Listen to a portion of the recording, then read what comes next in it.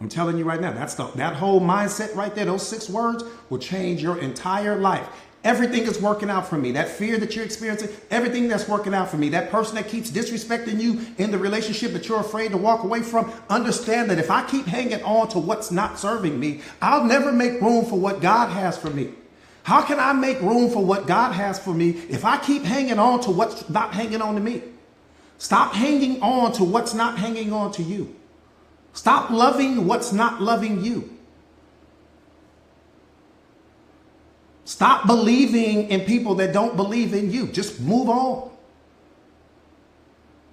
See, every now and then you got to turn the awareness off and you got to give people the same energy they give you. That's why I created motivational awareness, because people that just study awareness move a certain way. No, you got to have that mindset that goes with it as well. That's what makes my brand of awareness the most powerful brand of awareness on the planet, because I coupled mindset with it. Because people will play with you. Sometimes you got to give people the same energy they give you. All of that being kind and being nice when this person is disrespecting you doesn't teach them anything.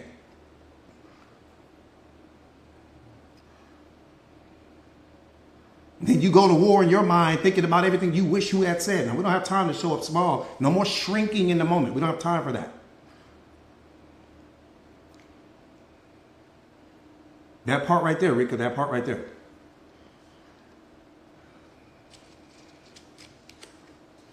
That part right there, Lynetta.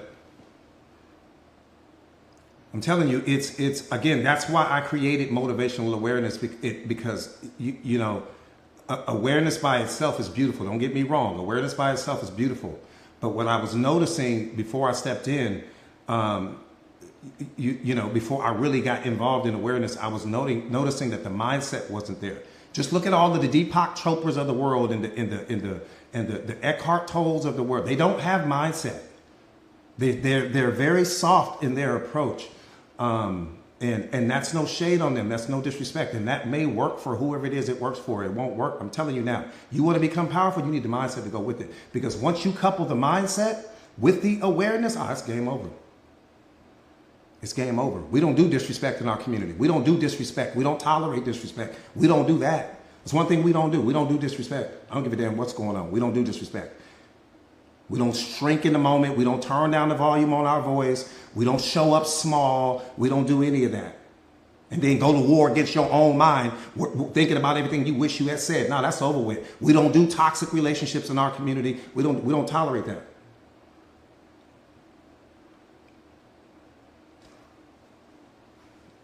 Bottom line.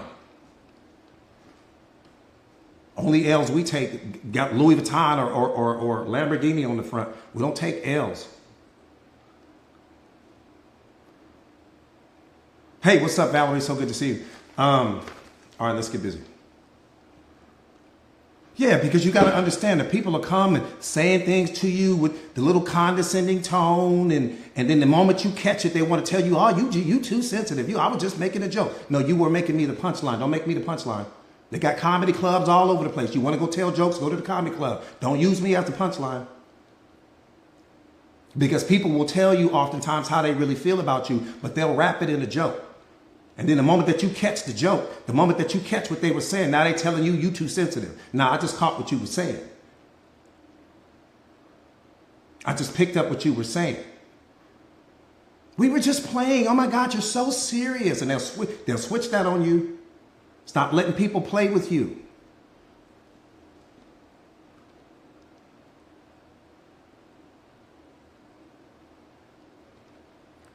Yeah, play with your kids. Don't play with me. You got plenty of kids to go play with. Go play with them. Go play with your kids. Don't play with me. I don't have Parker Brothers written across my chest. Don't play with me. Play with your kids.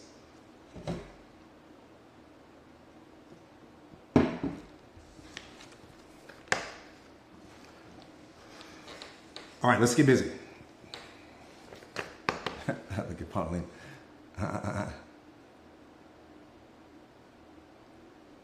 I'm being for real, kid, you know. People play, man. People play. People play. People will play with you. They will play, they will play, they will play. That's why I teach you to you guys like this, because again, I don't want, yeah.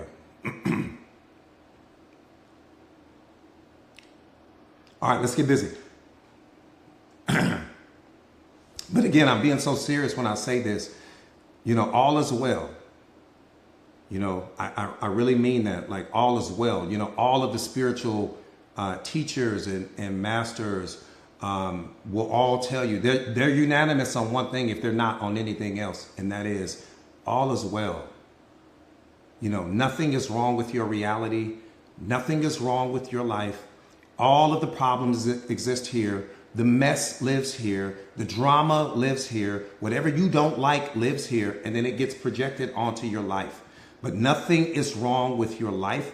Nothing is wrong with reality. The only thing is wrong is the thinking that you apply to your life, the meaning that you apply to your life. That's what's hurting you more than anything else. If there was anything, let me say this real quick. I'm just appetizers right now. We haven't even gotten into the live yet. Just having appetizers right now. There is nothing in life that justifies you having a negative feeling. Nothing. And I'm saying that, and it's going to bump up against your programming and conditioning. I already know right now that's bumping up against your programming and conditioning, but that's because you're still operating out from lower mind. There is nothing in life, nothing in reality. I said nothing. I could give you 50 years to name something, and there wouldn't be a single thing that you could name that would justify you having a negative feeling. Not one.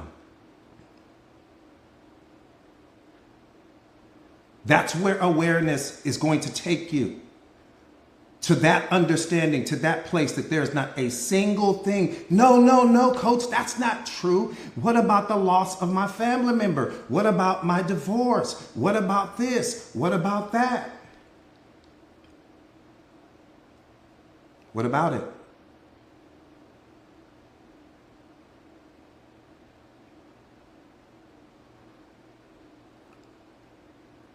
What was that question? I'm sorry, I missed it.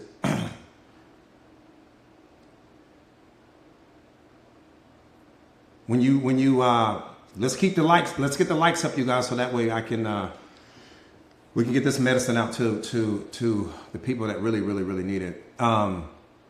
Is there anyone that's struggling with that? Is there anyone that doesn't understand that? That's the best gift of all. If you're surrounded by toxic people,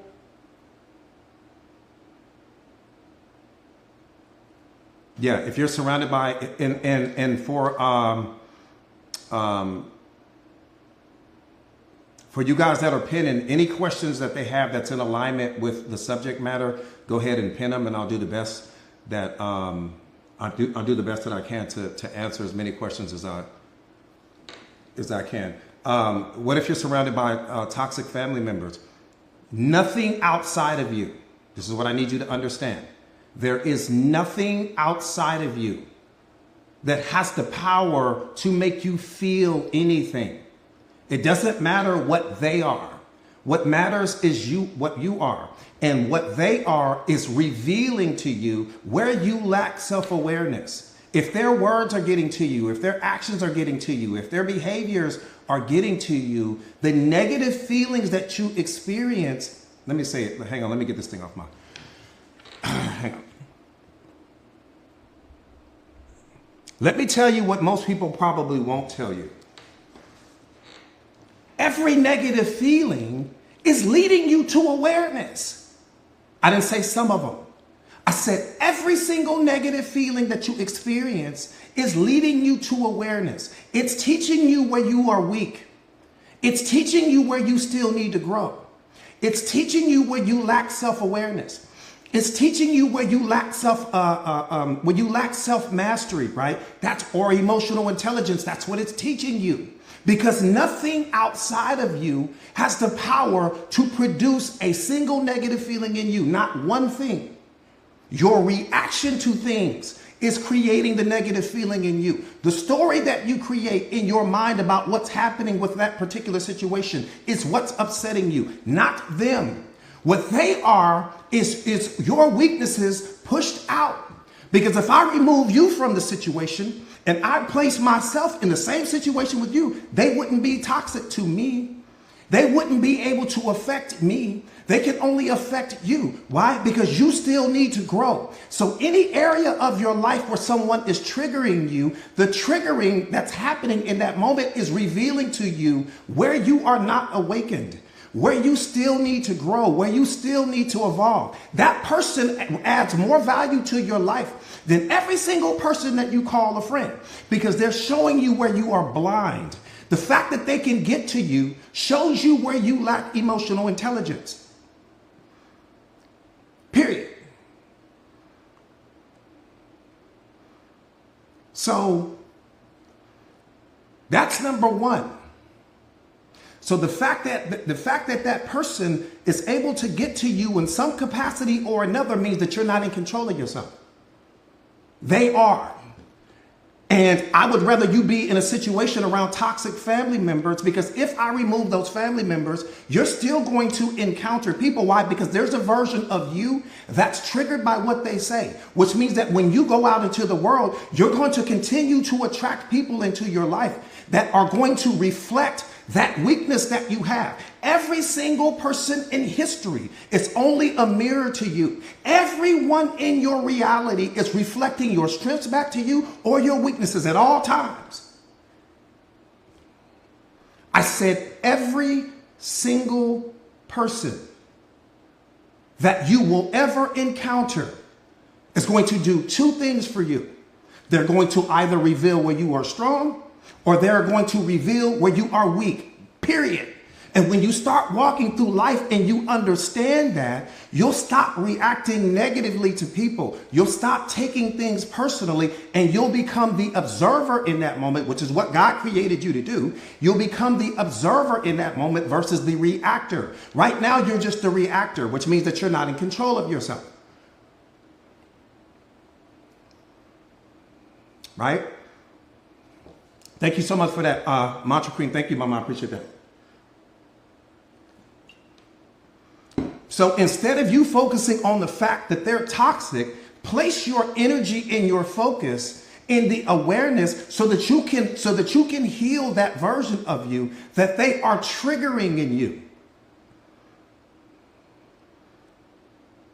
Because what we don't understand is that peace means peace is not what happens from outside of you. So when people, no one has the power to disturb your peace. It's humanly impossible for someone to disturb your peace. So whatever it is that's happening outside of you is reflecting back to you that where you are weak, like I said, where you are lacking self-awareness, because peace doesn't come to you, it comes from you. Nothing outside of you should be able to disturb your peace. You should be able to stand in the room with the most toxic people in the world and it not disturb your peace. Why? Because you understand that whatever it is that's making them toxic has nothing to do with you.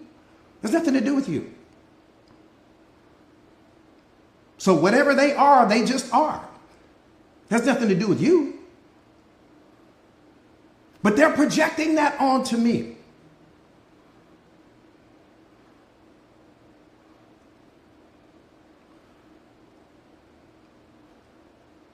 Yeah, that part right there, you know, it's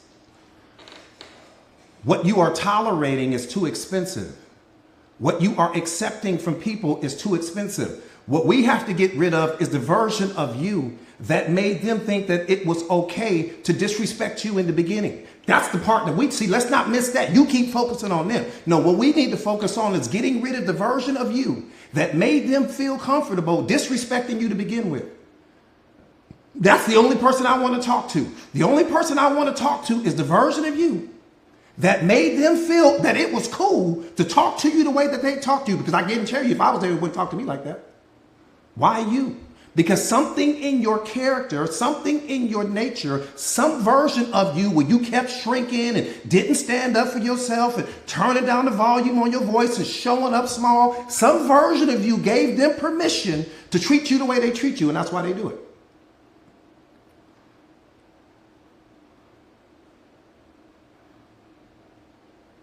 If people disrespect you behind your, well, what do you mean if they disrespect you behind your back?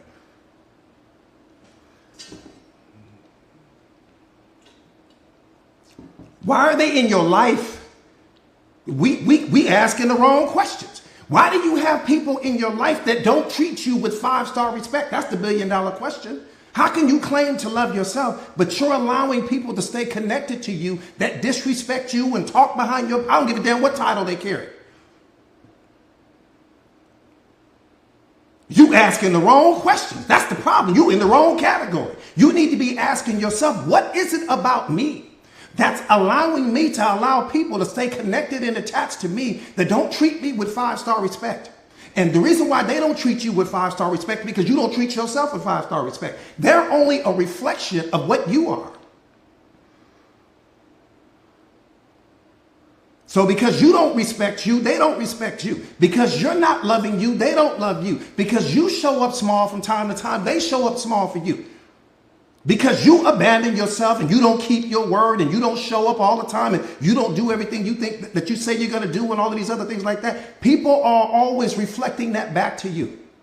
When you change yourself, you change the people around you simultaneously. Stop focusing on the people. They're not the ones you need to change. What you need to change is your mindset. And when you change your mindset, everything outside of you changes. But if you only try to change what's being reflected in the mirror versus the one that's giving the image, that's like you trying to get the image in the mirror to smile first. Coach, the image in the mirror won't smile. No, you smile. The moment that you smile, the image in the mirror smiles as well. The moment that you stop tolerating things, the image in the mirror stops tolerating things as well. So you don't have to focus on who's outside of you and what they're doing. What you got to focus is on the mindset that you are reflecting back to people. You trying to change the image in the mirror. You're changing the wrong thing.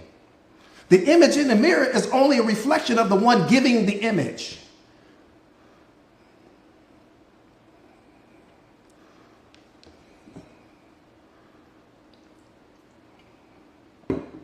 That part right there, Vonnie, mindset is the new luxury, I'm telling you.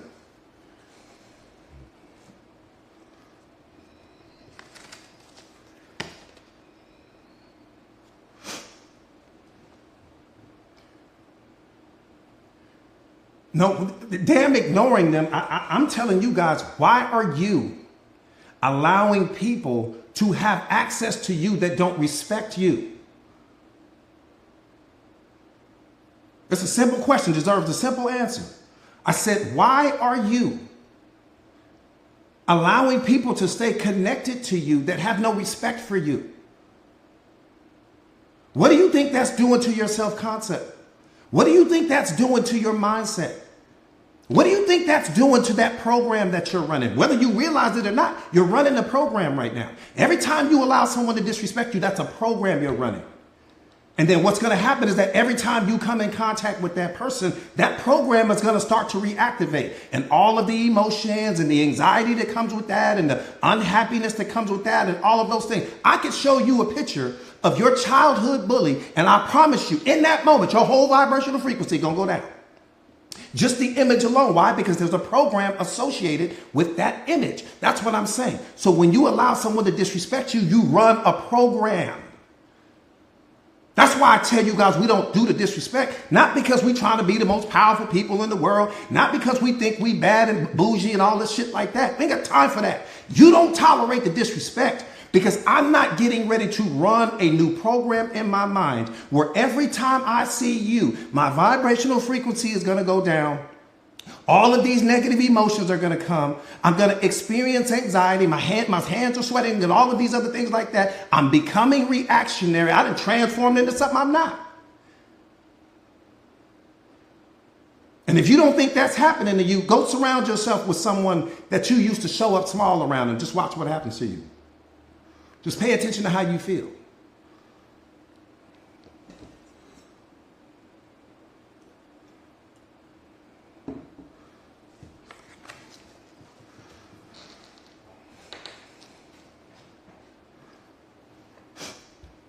Good morning, good morning, good morning, you guys. Good morning, good morning. I'm telling you, so this isn't about you walking around like you Billy Badass. This has nothing to do with that. What I'm telling you is something that you may not be fully aware of. And that's that every time you allow someone to disrespect you, you run a new program in your mind. And then every time you see that person again, it's called frozen impressions and awareness. We create frozen impressions about everything in awareness. And anytime that you see that person, that image will pop back up in your mind. And everything that was associated with that image, you're going to experience. Whether if it was a beautiful experience that you have with that person, you're going to start feeling joy. You're going to feel happiness. You're going to feel bliss. You're going to feel all these things. But if it was a negative experience that you have with that person, the opposite is true as well. Now, all of a sudden, you feeling negative and you shrinking in the moment and you all reactionary. You're experiencing all of this anxiety. You afraid. You showing up small. You're not really speaking your truth and you're not being the most powerful version of yourself. We don't have time for that. That stops now. We don't have time for that. Anyone that disrespects you does not deserve to have access to you. That's not even open for discussion or debate. That's elementary in awareness. That's where we start. That's just the start line. We don't even have to go any further than that. We start there.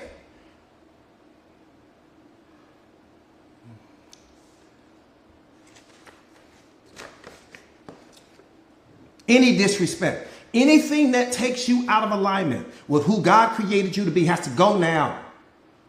Become a master at removing what no longer adds value to you. Become a master at removing anything that disrespects you. I don't give a damn if you ain't got nothing left but you and the dog. It's going to be me and the dog then. It's going to be me and the dog. I'd rather walk on broken glass. You guys know my mantra. I would rather walk on broken glass than to allow myself to be around people that disrespect me. Broken glass. That's the problem. Some of you guys, you too comfortable allowing people to play with you and condescending tones and all of the back talk and not saying certain things behind your back and all of these other things like that. Smiling in your face one moment and got something terrible to say about you the next month. I don't have time for all those wishy-washy people, man. Get all the wishy-washy people out of your life.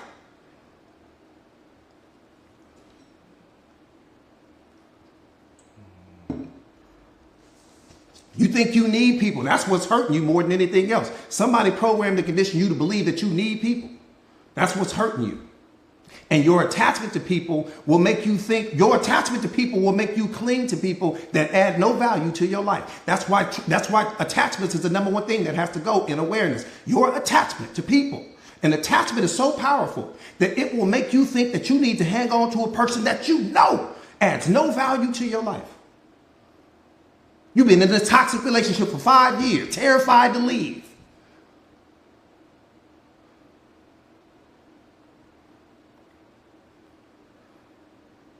I'm just saying, make it make sense.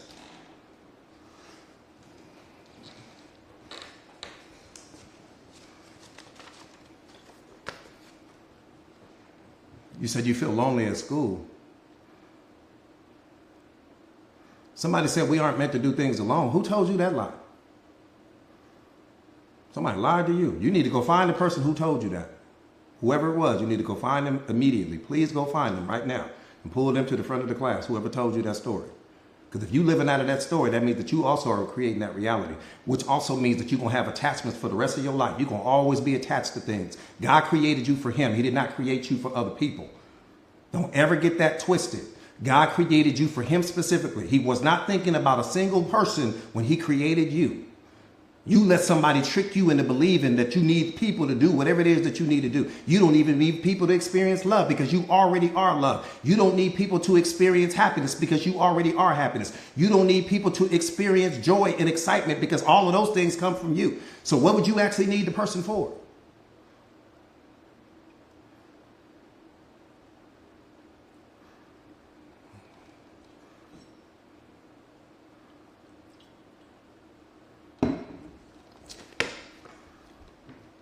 That's the problem. That's where all of your attachment, that mindset right there will produce all of your attachments. Thinking that you need other people. We've been programmed and conditioned to think that we need other people. You need you and you need God. That's what you need. You got those two things right there. You have everything you need. Everything else is an extension or the byproduct of that original relationship. I got me, I've got God. That's it right there. That's my team, that's my nucleus, that's my everything. Every other thing that comes into my life is an extension or the byproduct of that original relationship. Without him, I don't have the kids. Without him, I don't have the job. Without him, I don't have the significant other. Without him, I don't have the money. Without him, I don't have the opportunities. Without him, I don't have the friends. Without him, I have nothing. The hell you chasing?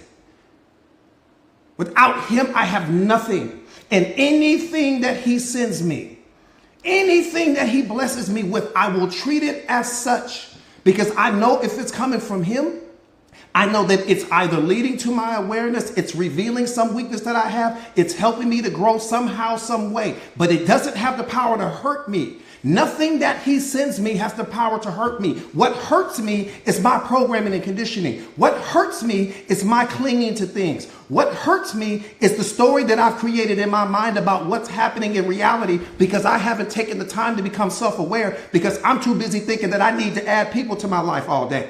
So I'm chasing people versus chasing myself, never realizing that everything that I have ever been looking for was inside of me the entire time.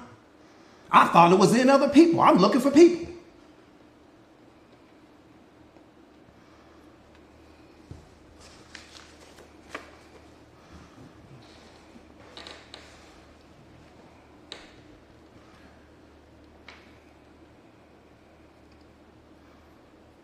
That part right there, Mimi. See, what we don't understand, Mimi, I'm going to say we, because we understand. What the average person fails to understand is the fact that you're in a synergistic relationship. That's it.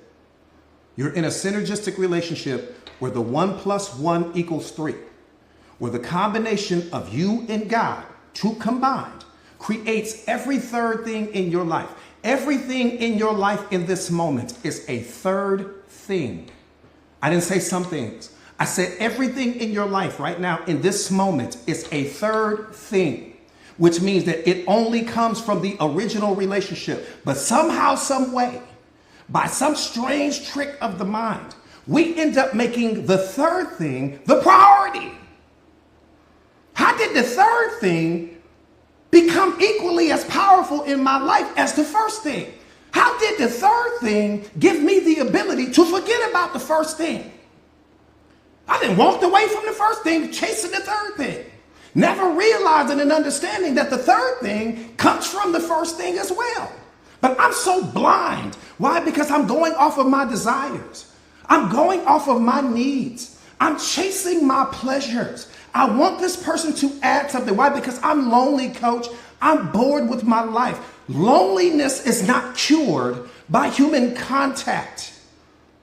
Loneliness can only be cured by you getting in touch with reality. You cannot solve an internal problem from an external perspective, ever.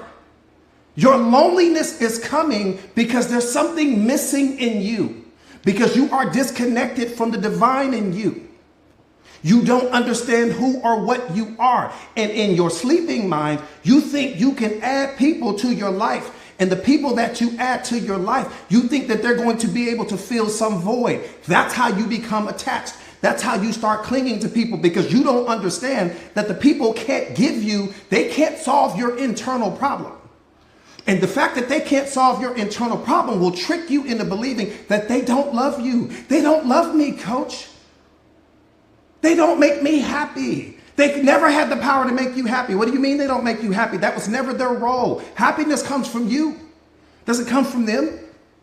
They don't love me. The love comes from you. It doesn't come from them. You were never experiencing their love. You were only experiencing your divine love, because you had unlocked the divine in you. That's what you were experiencing.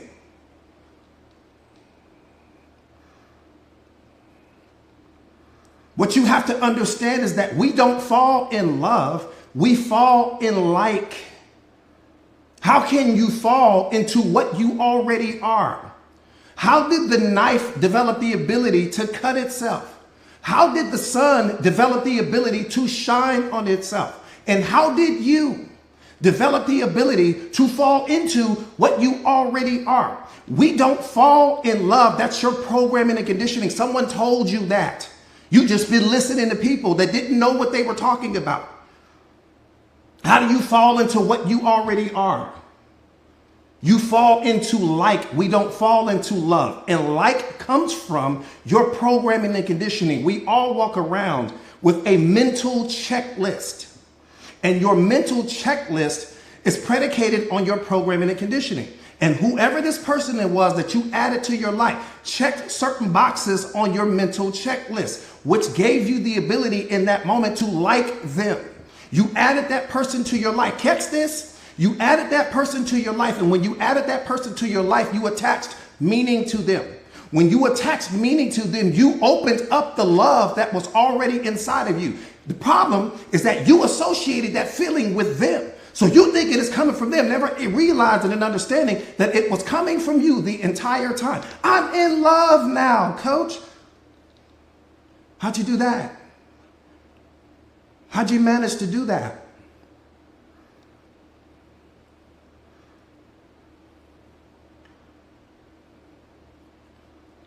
How'd you do that? I said, how'd you do it? It's not a math question. It shouldn't take you long to figure it out. How did you do that? How did you fall in love with, how did the knife cut itself? I've never seen that in history. I've never seen a single knife cut itself. Now, I've been cut by a knife, but I've never seen one cut itself. I've never seen the eye, EYE, develop the ability to see itself. I've never seen the sun shine on itself. All of these things project out. How did you do it? Oh, you're carrying an introjected belief. You're carrying a belief that you didn't create. Somebody told you about this thing called in love. Why? Because they were trying to describe something that's actually humanly impossible to describe. And you adopted that. And you said, this is what I must be feeling as well. And then you told yourself a story.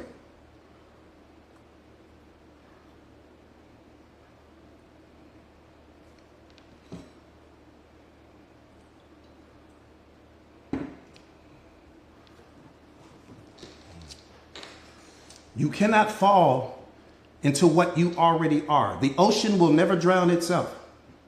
I might drown swimming in the ocean, but it will never drown itself. Love does not fall into itself. It's what you are. You were created to give love, not to seek it. You were created to give love, not to seek it. The moment you seek it means that you're not in possession of it. That's dangerous. That's dangerous. That means you're coming from a place of need, and need feels like love because now this person has to play some role in your life. It's humanly impossible for any person on the planet to live up to your expectations. Oh, I'm just bumping up against your programming and conditioning right now. I'm bumping up against your programming and conditioning right now with that statement. It's humanly impossible for any person to live up to your expectations consistently. Can a person live up to your expectations from time to time? Absolutely, from time to time, but not consistently. You can't even live up to your own expectations consistently. How do you expect this person to do it?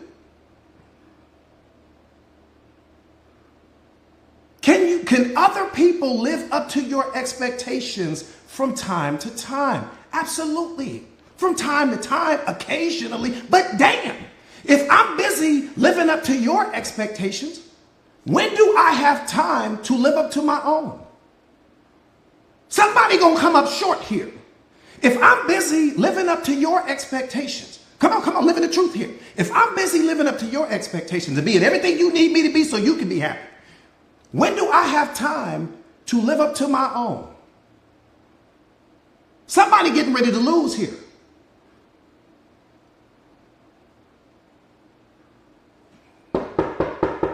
Truth is at the door. Truth is knocking at the door with the UPS man right now. What we doing? We opening the door? Or what we doing? Come on, man. You got to live in the truth. You got all of these expectations that you placed on people. And what's worse, we place expectations on people. Watch this.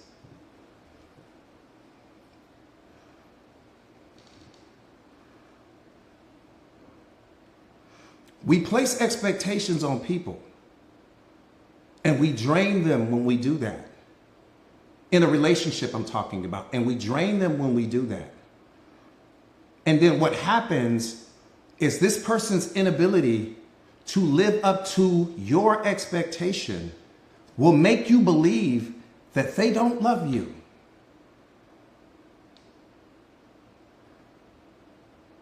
This person's inability to transform themselves into everything that you needed to be for you, that you weren't willing to give yourself, will convince you that they don't love you. That's why relationships fall apart, because we start placing expectations on people that we don't live up to ourselves. So we don't just live in the truth. We start placing expectations. And here's the thing: when you place the expectation on a person, you need them to be perfect. But you're not perfect when you place it on yourself. But the moment they make a mistake, you call that questioning whether or not they love you, whether or not they really want to be with you, whether or not they this, whether or not they that, because they didn't live up to it. You got to understand, damn, man, they can't live up to their own expectations, let alone trying to rise to the occasion. So I'm carrying your expectations and I'm carrying my own at the same time. Just help me understand how I become the most powerful version of me. You need me to be your happiness. You need me to be your excitement. You need me to be your joy. You need me to be your pleasure. You need me to be all of these things. What are you being for you? If I'm busy being all of that for you, what are you being for you?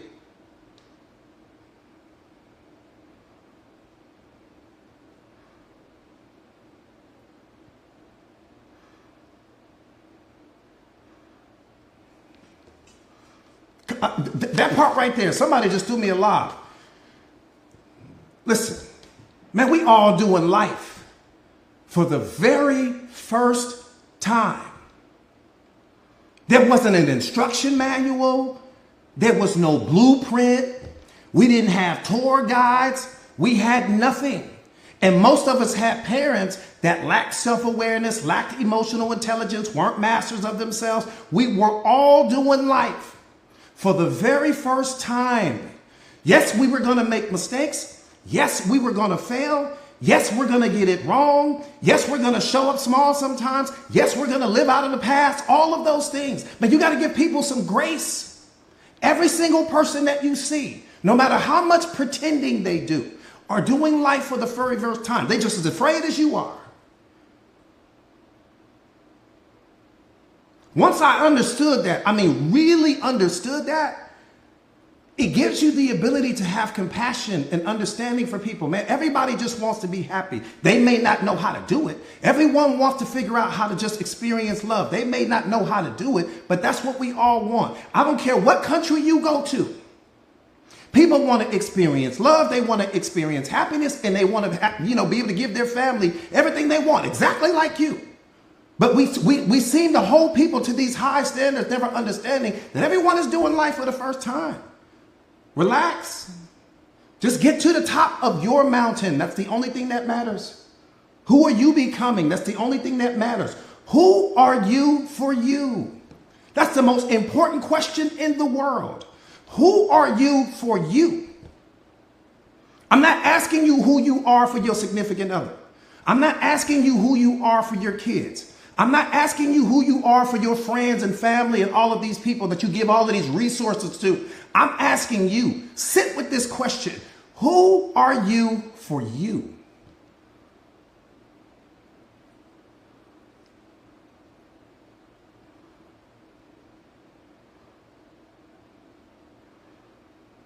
Just who are you for you?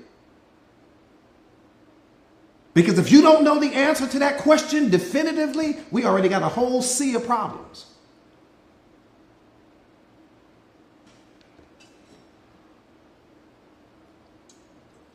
Because if you are not everything for you, that means that you can't be everything for everyone else. You got to be what you need to be for you first. And then everyone else gets the extra, gets the overflow from that. But who are you for you? We say that. Oh, I'm everything, coach. I'm this, I'm that. That sounds good. That's bumper sticker talk. Who are you really for you? Don't give me bumper sticker talk. Don't give me cool t-shirt talk. Who are you for you?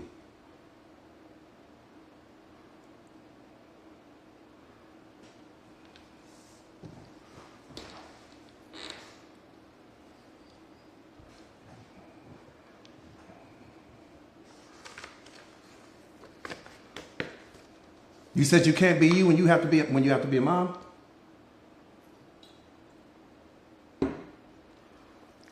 I could have a whole conversation with you about that, but I'll digress.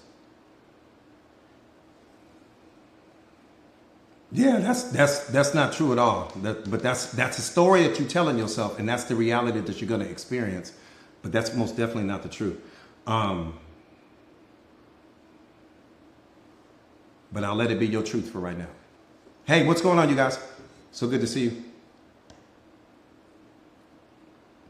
I'm going to say this one more time.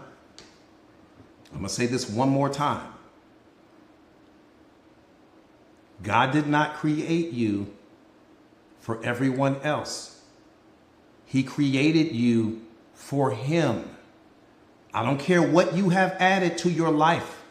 That's a different conversation that has nothing to do with what I'm talking about. Doesn't matter what you've added to your life, whether that's a person, whether that's something, whether that's some environment, whether that's some relationship, whether that's some fill in the blank. That's something that you did. Don't put Him in that. God created you for Him, and He created you because there's some gift that He put in you. I don't know what the gift is that you're carrying, and maybe you don't know what the gift is either, but the point not to be missed is that that's why you're here. There's some gift that you're carrying, some purpose that you have, that you are supposed to deliver to this world. I don't know what that thing is, but what I do know for sure is that anything that you have added to your life has nothing to do with the gift that you carry. Nothing.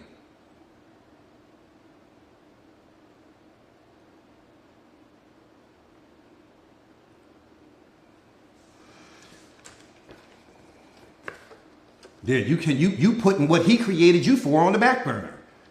One more time.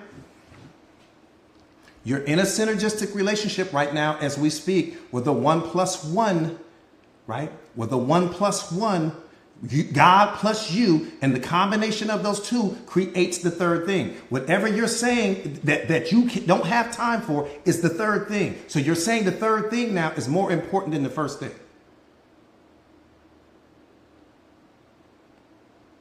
You're saying the third thing now is more important than what you were created to do.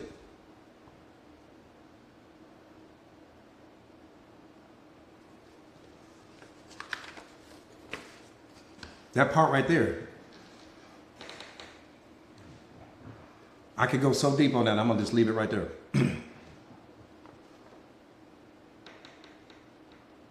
Let me say this real quick. Let me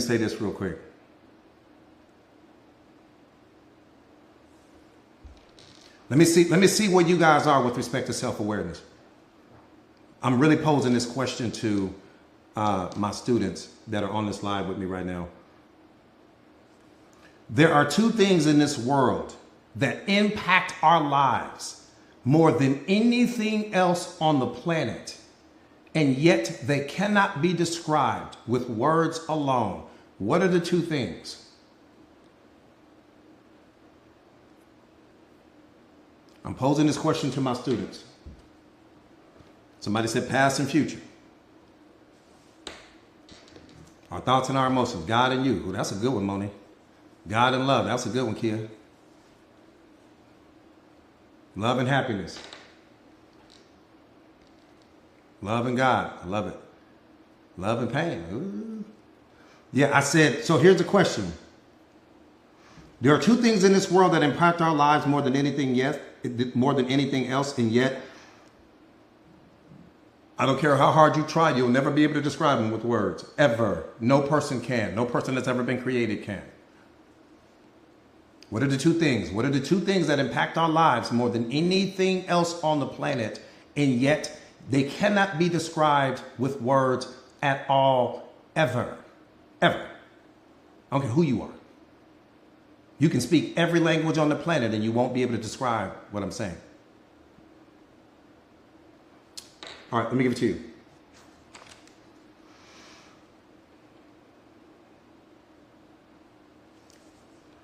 Love and happiness. Love and happiness.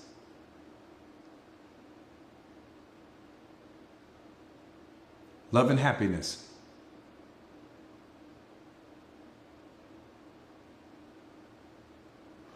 Listen. This is the most beautiful thing. I need you to listen. I need you to listen with your spiritual mind right now. If you listen with your programming and conditioning, you won't hear me. If you listen with, your ego, your pride, you won't hear me. I just need you to take a moment and just listen with your, Sir Presley, what's up, my brother?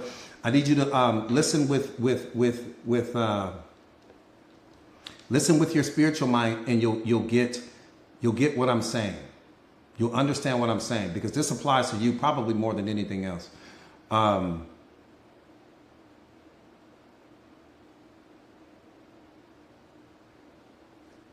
was so amazing when he did this.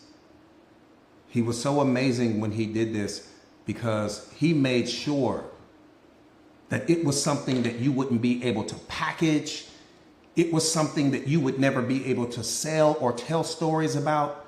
It was something that you would never be able to harness in any type of way. There's nothing you could do about it. The only thing that you can't touch it, the only thing that you can do is experience it. That's it. And the experience in that moment is sacred.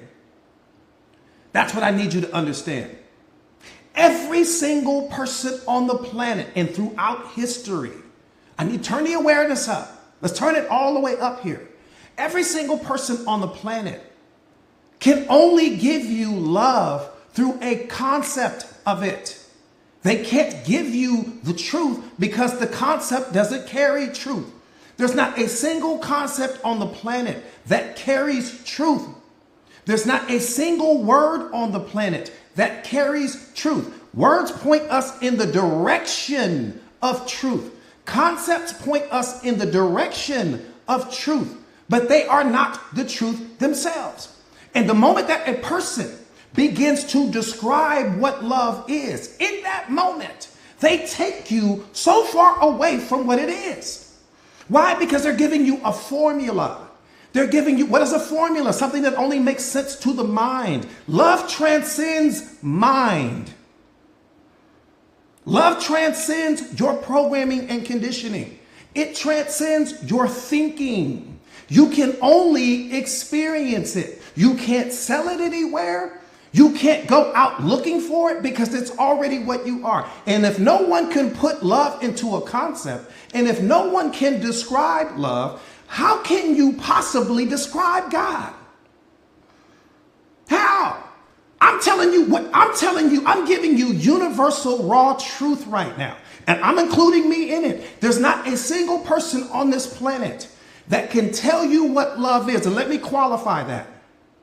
You can go and survey right now. Go and survey 100 people and put them all in a separate room somewhere where no one's answer can be influenced by the next person. And if you ask each one of those people what love is, you will receive 100 different answers. That's a diamond hard fact.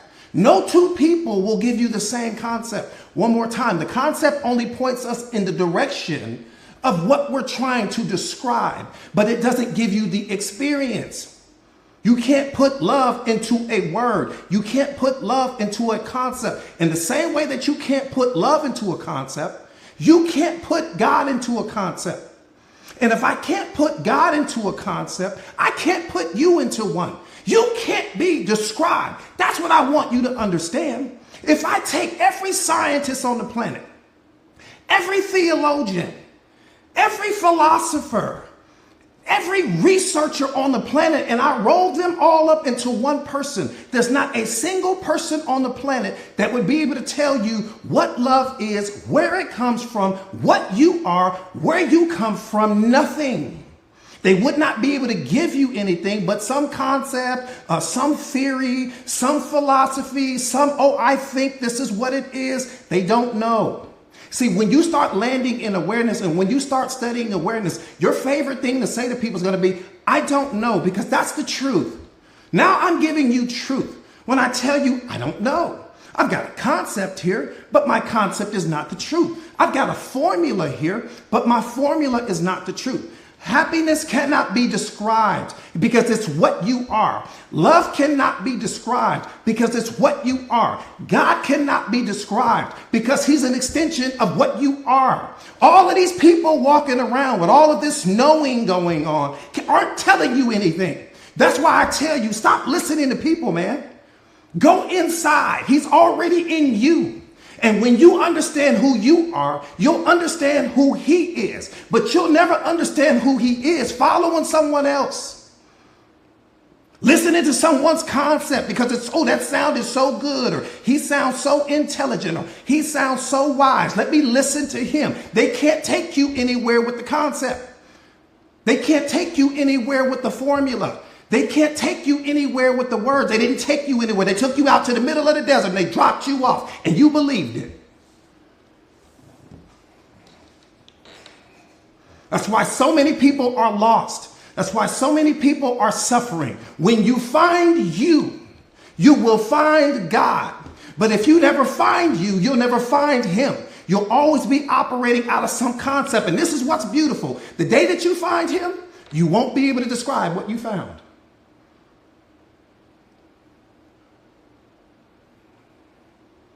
The day that you find him, you won't be able to put a single word to it. He made it that way intentionally. So no one could sell him, even though that's what people are doing. So no one could package him, even though that's what people are doing. So no one could leverage him, even though that's what people are doing.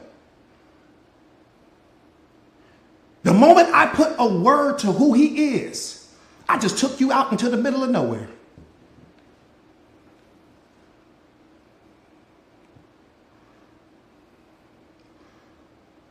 I just took you out into the middle of nowhere. You hold the key to who he is in you. And the version of him that lives in you doesn't live in any other person in human history. That's what makes you unique. You're carrying a version of him that no other person has ever had the ability or the opportunity or the pleasure or the gift of being able to carry. Man, that's sacred. What do you mean you let somebody disrespect you? What do you mean you let somebody abuse you? What you mean you let somebody cause you to turn down the volume of your phone? Got you questioning yourself and not loving yourself, and not showing for yourself, and staying in these abusive situations. Man, you know who you carrying right now? Do you know who you're carrying right now?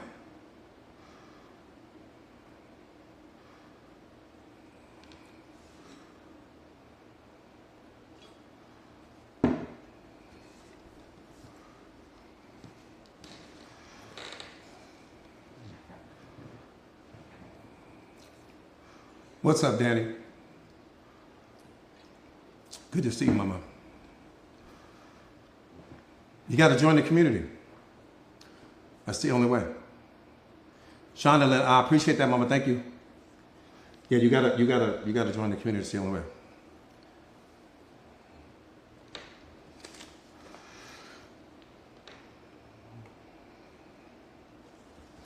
Another question for one more time, quick recap.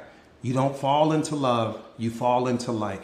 Love is already what you are. You're not falling into yourself. You fall into like. But what is like, coach? Like is not what you think it is. Like is not what you've been programmed and conditioned to believe it is. Like comes from the byproduct of your programming and conditioning. Like comes from this mental checklist that you carry around, that you look at every person through. You have a mental checklist. I have one as well. You have a mental checklist, and there's every single person has to check a certain amount of boxes on your mental checklist from a romantic perspective before you say you like that person.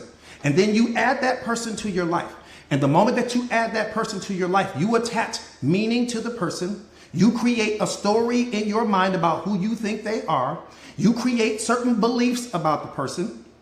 Right? And the combination of all of that unlocks the love that was already in you, the divine love that was already in you. And your only problem is you associate the love that you feel in that moment with the person. You think it's coming because of them. No, it's not. It has nothing to do with them. God gave you permission in that moment to attach meaning to something because he knew that the thing that you would attach meaning to would give you the ability to unlock what was already inside of you. Catch this, man. This is the most beautiful thing in the world. Anytime that you love someone else, you're only giving them God through you. That's what he is. We don't understand that. We too busy listening to Hallmark cards and R&B and all of this other stuff like that. Every time you give love to anything, whether you're giving it to a puppy or you giving it to nature or you giving it to that homeless person or you giving it to this person over here, every time you give love to someone, you are the vehicle, you are the vessel in that moment. You're giving God to that person in that moment. And it ignites them in a way that would motivate them out of their darkness, that would get them to start loving themselves. You become the jumper cables for that person in that moment, because in that moment they have an opportunity to believe that the world is still good, that there's still kindness out there, that there's still good people out there. Man, that's why you do it. It ain't got nothing to do with charity and let me go to some special event and give stuff away during certain times of the year. Man, do it all day long because it's running through you like a river. It's your programming and conditioning that stops you from loving people freely. You got programming, and your programming, certain people don't align with your programming. And when they don't align with your programming, you reject that person. And you say, oh, they're not a good person, or that's not my type of person, or I don't vibe with them, or I don't like their energy. Those are the people you're supposed to be chasing. Not the people that align with your programming and conditioning, the people that are out of alignment with your programming and conditioning, because the people that are out of alignment with your programming and conditioning are God's creation. How are you rejecting him? See, that's when you lack self-awareness, when you don't understand that you're rejecting, and he's seeing it.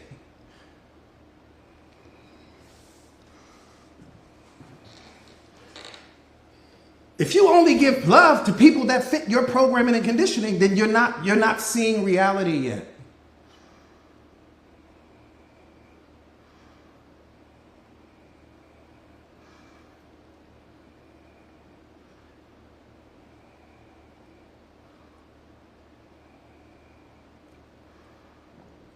You're not seeing, you don't see it yet. A small mind will never see the big picture.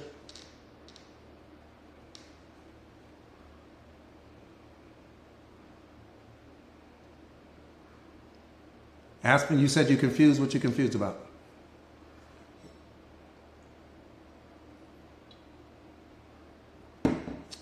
That's not your business. That's your, see right there. That's your programming and conditioning. That's your programming and conditioning. What you don't understand is that all of the negative people that you're attracting is coming from your brokenness. Every single person that you are attracting into your life that you think got all of these negative intentions and all that, they're only reflecting you back to you. Something in you is broken, because I don't attract people like that. Because I'm whole, because I'm unconditional love. I don't attract anything negative into my life. Why are you? Because there's parts of you that still are unhealed, and the unhealed versions of you are still attracting all of these negative people, because the negative people that are coming in your life are reflecting where you are still weak, where you still need to grow, where you still need to change, where you still need to evolve. But you don't see that because you're too busy judging the person. Versus understanding, what is it about me that attracted that person into my life to begin with? How did the toxic person get in my life? That's what you should be asking. Versus placing some label on them about who you think they are, never realizing that the person is only reflecting you back to you. There's something in you that's broken. That's how you attracted the person. You don't see that?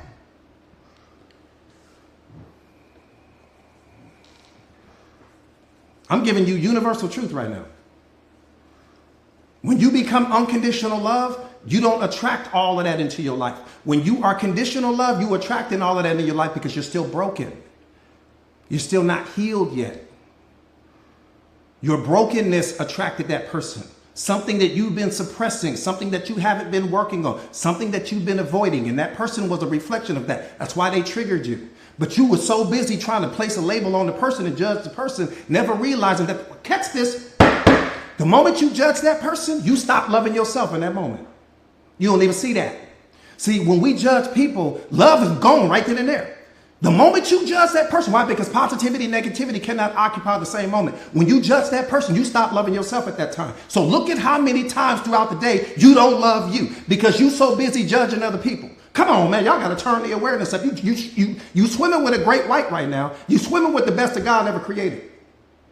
That's who you swimming with right now. So every time that you judge someone else, you are also not loving yourself. How many times throughout the day are you not loving you? Because you're too busy scoring what someone else is. Just think about what I'm saying. It's common sense. It's right in your face. Positivity and negativity. There's no way that you're loving yourself and judging someone at the same time. It doesn't work that way. He won't even allow you to move like that. When you judge that person's love's presence in your life is cut off. Love's like, I'm out. I don't do judging. See, but you don't even realize that. When you lack self-awareness, you don't realize that. You don't realize that. That's a whole program you create in your mind. That's why the number one thing with awareness is you don't judge people. And you don't judge people not because you try to be this holier than thou type of person. I don't judge people because I don't want love's presence in my life to be cut off. And if love's presence in my life is cut off, that also means that I'm disconnected from God in that moment. Nothing is that serious. Nothing on the planet is that serious where I'm getting ready to place a label on some person that I don't even know. I don't know their story. I don't know their programming and conditioning. I don't know what this person may have had to go through to get to where they are in that moment. The only thing that I can do is judge them based upon the chapter that I experienced. Come on, man, you lacking awareness. You judging people. You don't know the book. You only judging them based on the chapter. Man, you got to turn that up. That's what we do. We judge people based upon the chapter that we meet them at. We don't know the book. See, self-awareness teaches you, learn the book, man. Before you start placing labels on people, learn the book. Read the book first. But we so good at walking up in whatever chapter you met this person in, all of a sudden, you paint the whole person based upon the chapter that you experienced. Never realizing, well, what led up to them being what they are? That's what I want to know. But that's self-awareness. That's why so many people don't have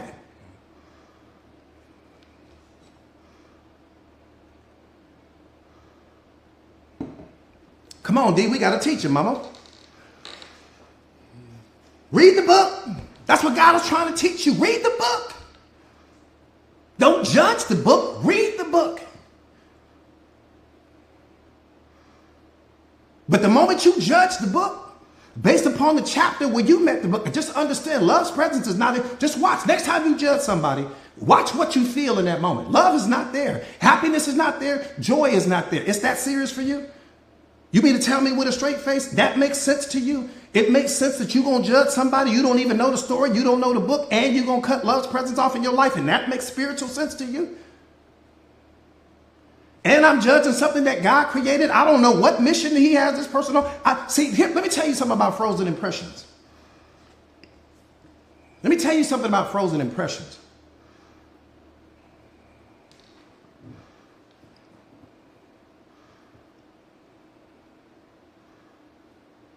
Niagara Falls. 2 words. But those words cannot properly describe the experience and what's happening. So when you go to Niagara Falls, the word it's concrete, right? The words are concrete. Niagara Falls is concrete. But those 2 words can never describe something that's ever changing.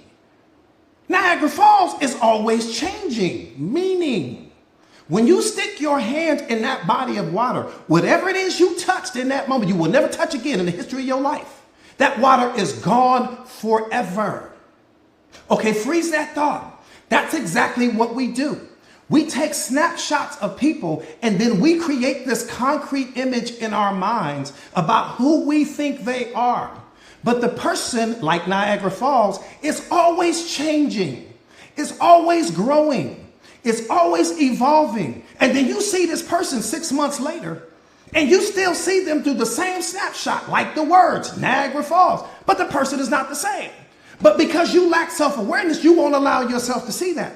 So you say, oh, I don't want to be around that person. This person has had a whole spiritual awakening. This person has been transformed. This person is an asset to you now, where before they were a liability. But you won't allow yourself to experience that because you're too busy hanging on to your frozen impressions about who you think people are.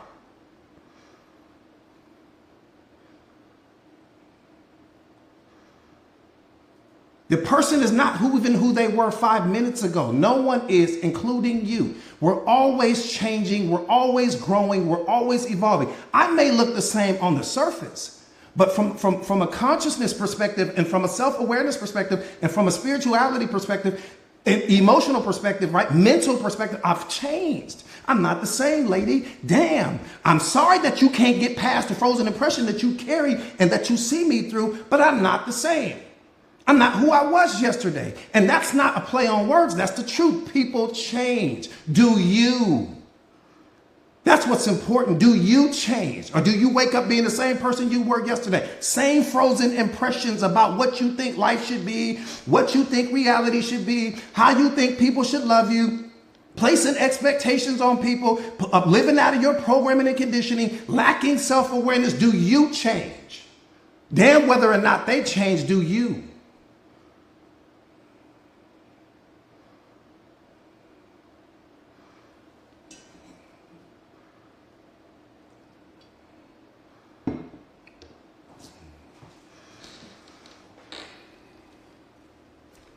What you judge, you will never understand.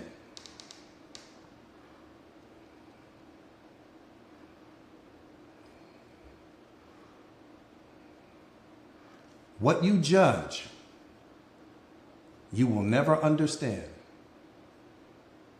The moment you slap a label on something, knowing has stopped because you think you know already. Why would you look when you already think you know?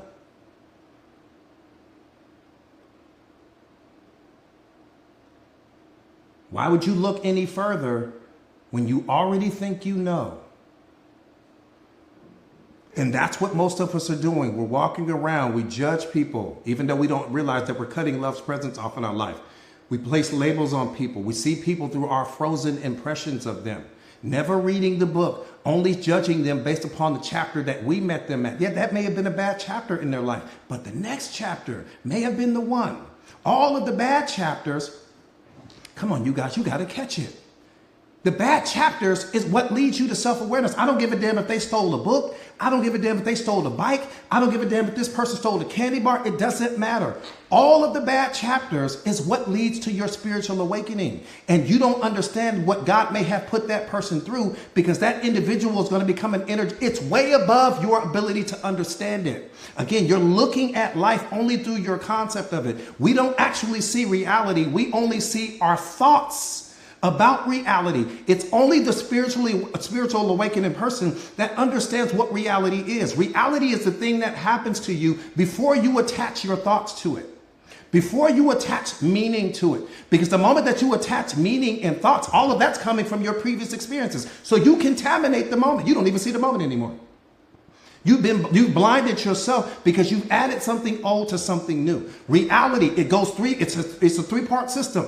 Experience, the awareness behind the experience, which is you, and then the story that you create about the experience. And it happens for you like that. You're so good at that, you don't even see it happening. You're walking down the street, boom, here comes the experience. Part two, here comes the awareness behind the experience. That's where you're supposed to step in. That's where self-observation steps in. That's where I take a step back and create space between myself and the experience. Because the billion-dollar question is, I feel negative in this moment, but what are my negative feelings coming to teach me? Because they're all leading me to self-awareness. They're all revealing to me where I'm weak.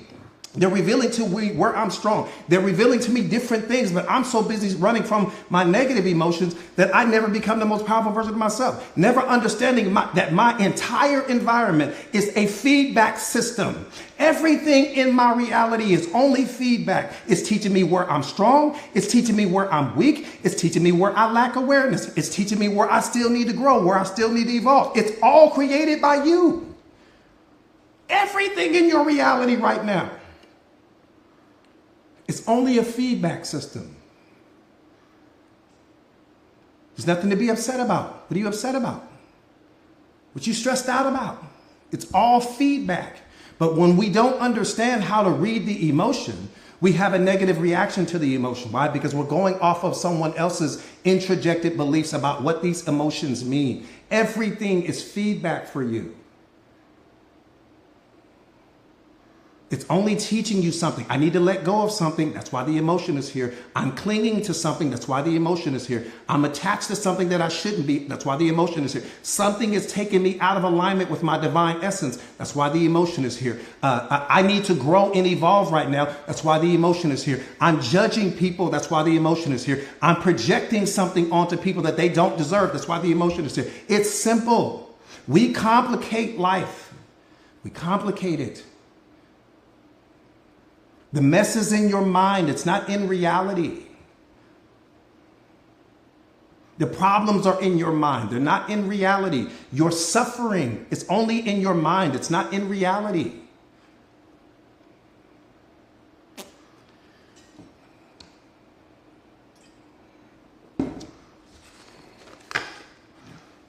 Real quick, let me give you this and then I'll let you guys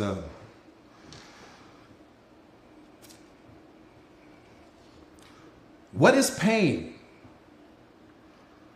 And when I'm asking what is pain, I'm talking about emotional and psychological. I'm not talking about physical pain. What specifically is pain? This is for my students. What specifically is pain? Think about it. What is it? We hear about it all day long. I don't think you can go anywhere on social media where someone isn't talking about some level of pain. What specifically is it? How do you solve a problem if you don't know what the problem is? You don't know what the source of the problem is. How do you hit a target that you don't have? What is it? Somebody said attachment mindset. Pain is real. I get that part, but what specifically is pain? What is it? Giving wrong meaning to something. That was beautiful. That was beautiful. That's not what I was looking for, but if I didn't know what I know, I could borrow that one.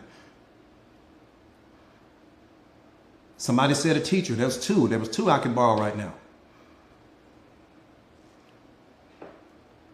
Pain is weakness, knowledge, punishment, no understanding. There's a couple I could borrow.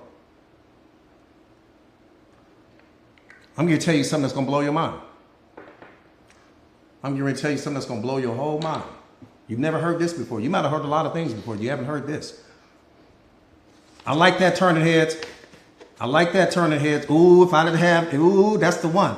If I didn't know what I know right now, I promise you, I'd ride the surfboard of what you just said.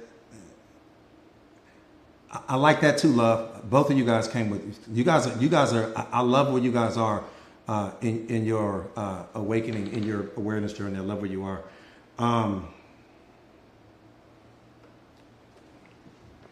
Let me say this.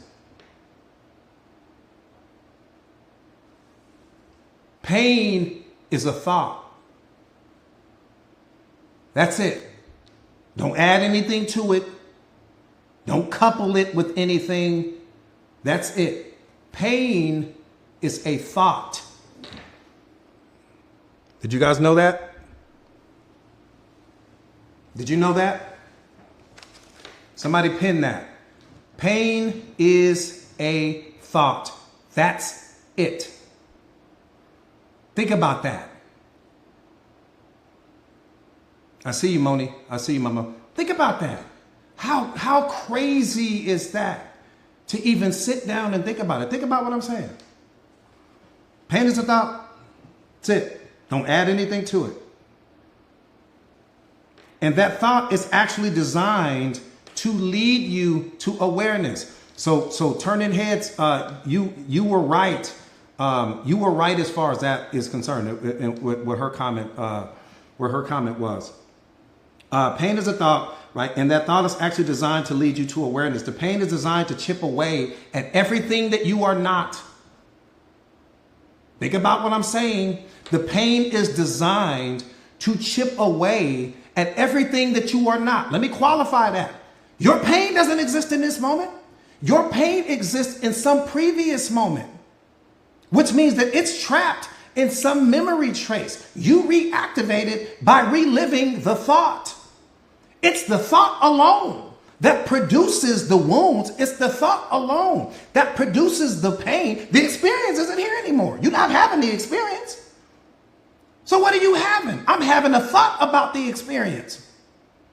That's what's producing the depression. That's what's producing the anxiety, a thought. Pain is a thought. Your fear is a thought.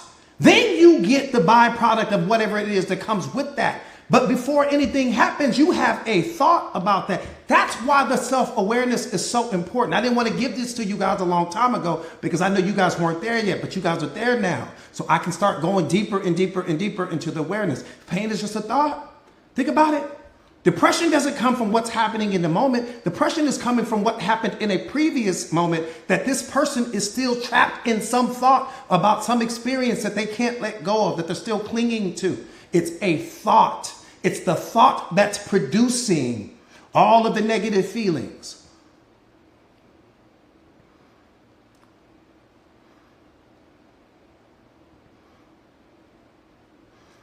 Depression comes from the traffic jam that we create in our minds.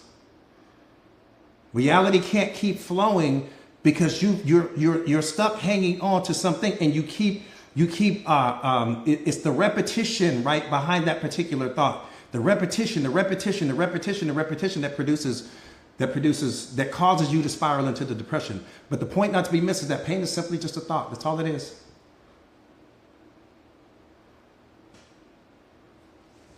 And you just keep replaying the thought, right? You just keep reliving the thought. And when you relive it, and here's the thing: we talked about the frozen impressions, right? You have a frozen impression about that particular experience. Once you go back and you start reliving that particular experience, everything that was associated with that particular experience, you start experiencing. So your vibrational frequency comes down, the negative emotion comes down, your sadness comes down, your suffering comes down. Everything that you were feeling at the time that the original event happened, you're reliving that. You're reactivating all of that. It's just a cloud in the sky. That's what we don't understand. And I would go deeper into it if I wasn't already at the end of my life. That's why I tell you guys, just become a part of the Mindset Master community. You guys understand this.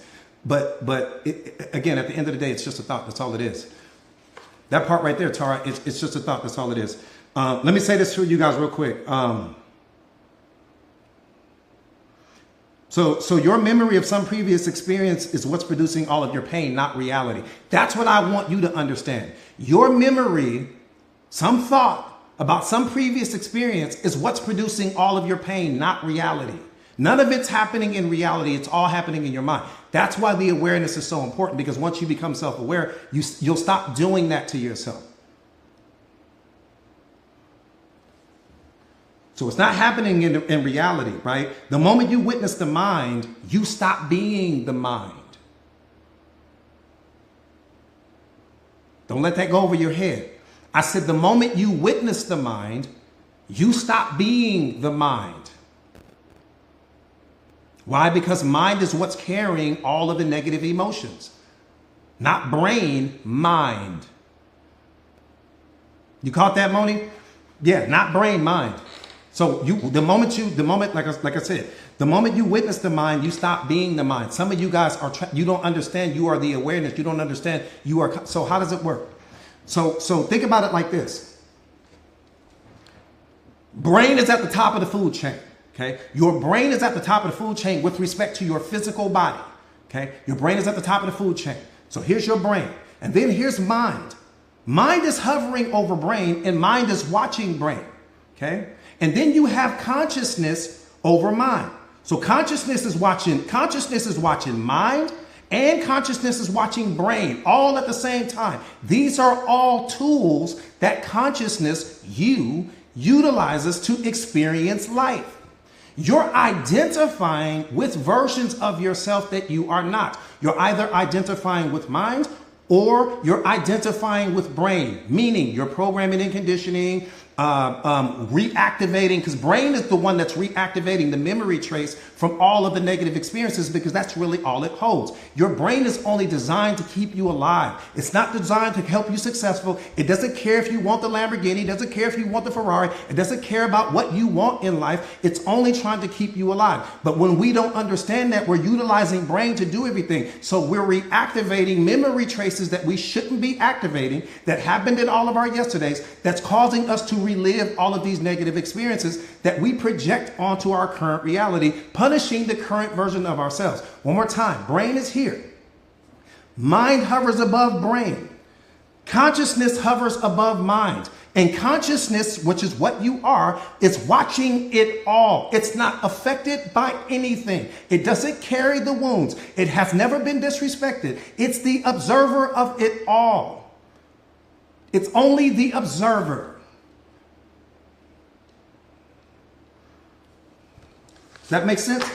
So once you start becoming self-aware, you'll take on the role of the observer, and you'll understand that every negative emotion, every negative experience that you have is only teaching you when you are out of alignment with the divine or when you are in alignment. That's it. That's all. Every single person that enters your life from this moment moving forward is reflecting back to you where you're strong, or they're reflecting back to you where you're weak. What we do, and the mistake that we make, is that we're so busy reacting to the person that we don't realize that everything in our reality is only us being pushed out, meaning that everything in your reality is only a feedback loop.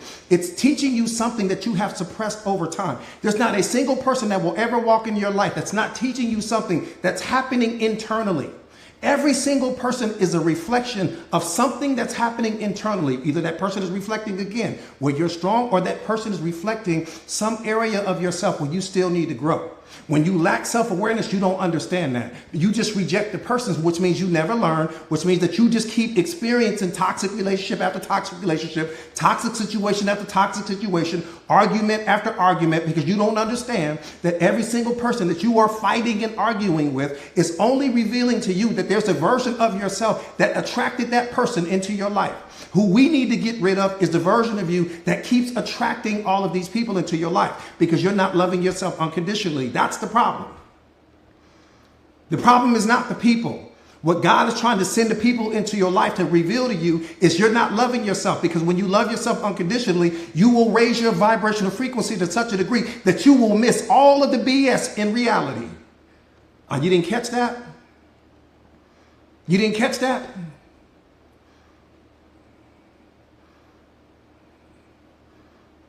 Please tell me you caught that. Please. Please tell me you caught that.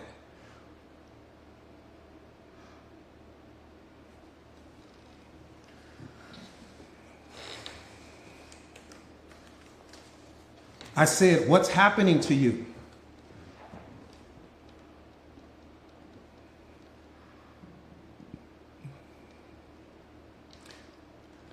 What's happening to you is that God is sending certain people into your life. You can put any label that you want. You can call it God, you can call it the universe, you can call it consciousness, you can call it the divine. Use any label that makes you feel comfortable. Let's not get caught up on labels. God is sending certain people into your life. And he's sending certain people into your life, and they're going to reflect one of two things. That's it. Don't complicate it. They're either going to reflect where you are strong, or they're going to reflect where you have weaknesses. Ultimately, what's going to happen when you become unconditional love, you will only attract people that reflect where you are strong. Come on, man, you got to catch this.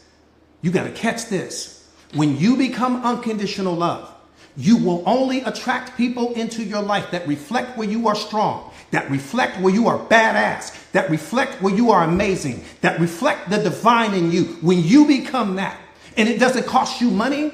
You don't have to swim across the ocean. You don't have to get on the phone and talk to the pastor and talk to the preacher. When you become, that's what he tried to show you. Now, when you lack self-awareness, when you haven't done the work on yourself, you're going to get two different types of people. You're going to get some people, because he doesn't want to punish you.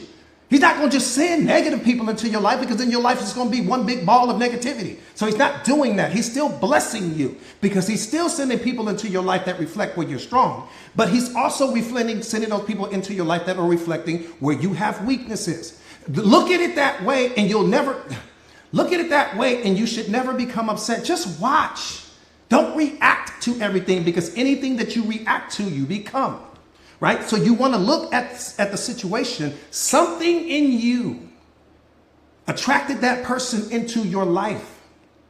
Something that you have suppressed, maybe something that you have forgotten about, Maybe something that that happened in your earlier childhood. You got to understand that every single version of you that you have ever been throughout the history of your life, you still are right now. Every version of you, even since you were a child, still exists within you right now. And all of those different versions of you are still attracting, are still radiating. So it could be something from your childhood. But the point not to be where you showed up small, where you really wanted to say something and you didn't.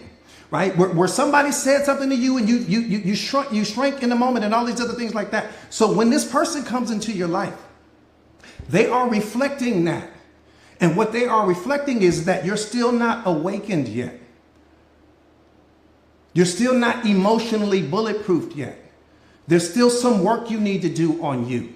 There's still something in you that's broken, right? Because once you become awakened, you're going to love every single chapter of you that you have ever been throughout the history of your life. Because right now, there may be chapters of you that you don't love, right?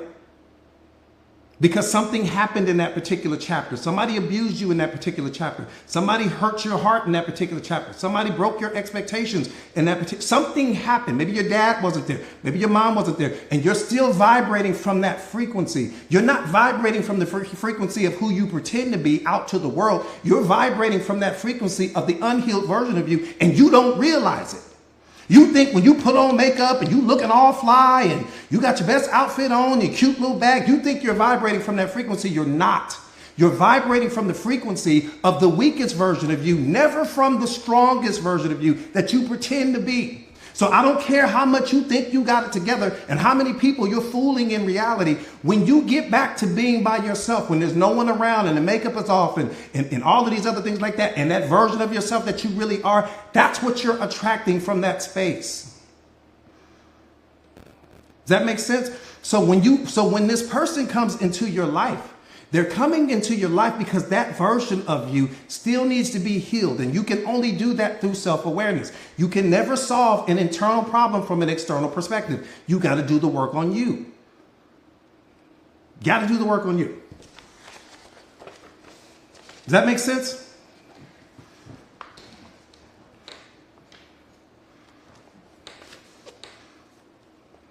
You said, so your spouse is cheating. Your spouse is cheating because of you?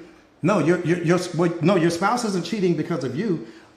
Your spouse is cheating because of who they are, right? Because again, it's people are only loyal to two things. See, this is what we got to understand. This is why I tell people all the time. Great question, by the way. Beautiful question. Can you pin that question up? Somebody, can they pin that question up about the spouse cheating on them? Great question. Phenomenal question. Beautiful question, Kia. Beautiful question, Mama. Beautiful question. Here's what you need to understand, Kia. Here's what you need to understand, Mama. And I'm saying this with all of the love in my heart. When people lack self-awareness, they are guided by what's in their best interest. They are guided by what benefits them first. They are loyal to their desires. They are loyal to their needs first. That's what I need you to understand. It has nothing to do with you. Don't personalize it. It has nothing to do with you, right? That person is being loyal to what's in their best interest at that time. And so I tell people this all the time. What you know is who your partner is in your presence. What you don't know is who they transform into in your absence. And inside of every person that you know, there's a version of them that you don't know.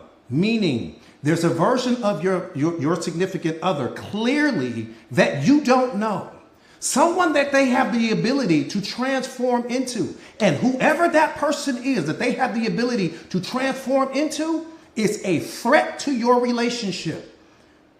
Not the person that they pretend to be when they're around you. Who they have the ability to become when they're not around you. That's the problem, number one. Number two is this.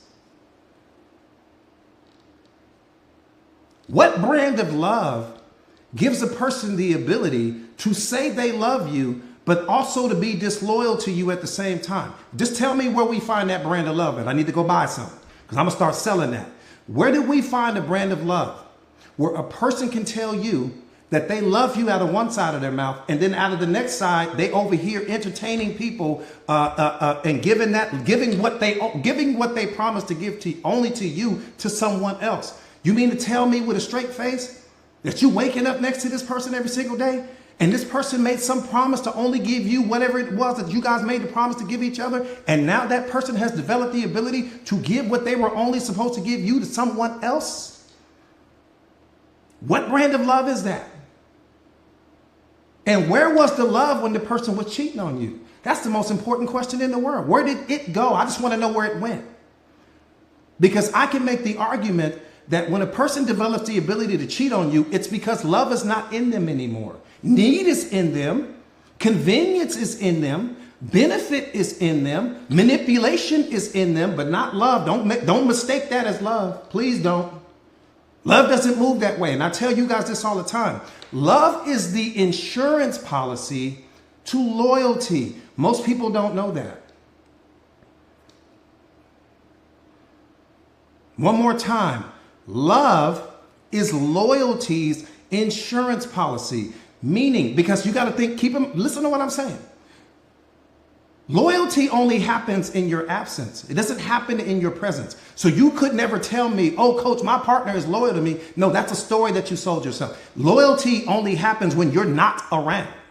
So how do you know somebody is loyal to you? And then the only time that a person's loyalty can be on demonstration is when you're not there. So when this person is out in the world doing whatever it is that they're doing, the only thing that backs that loyalty is love. Love is the only thing that will make tap that person on the shoulder, say, you got a whole human being sitting at home. Take your behind home. Love is the one that does that. Love kicks in when loyalty starts to get weak. Love kicks in when loyalty starts to kind of look around a little bit too much, entertain the flirting and entertain the little different gestures and entertain this and entertain that. That's when loyalty is like, that's when love is like, oh, we got to get out of here.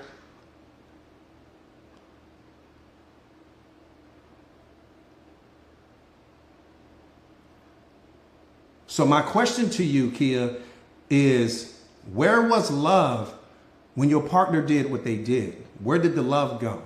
Well, did they create a brand of love where they can turn it off and go and cheat on you and then turn it back on and go back home and be everything they needed you to be for you? Just remember that. Just think about that. Okay, let me leave you guys with this real quick and then I'm gonna get out of here. Let me leave you with this real quick and I'm gonna get out of here.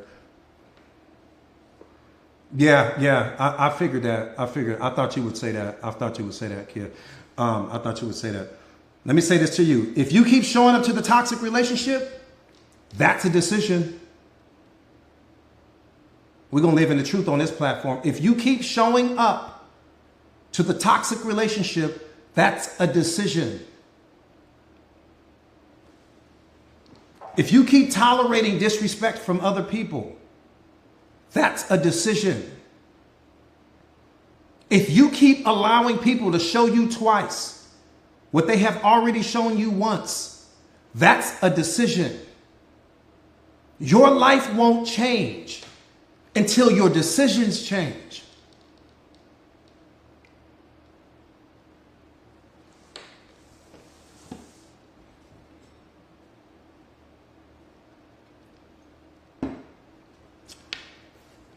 So real quick, you guys, for those of you guys that are new to the platform, my name is Jordan Williams. Thank you so much, you guys. I appreciate that. I appreciate the gifts.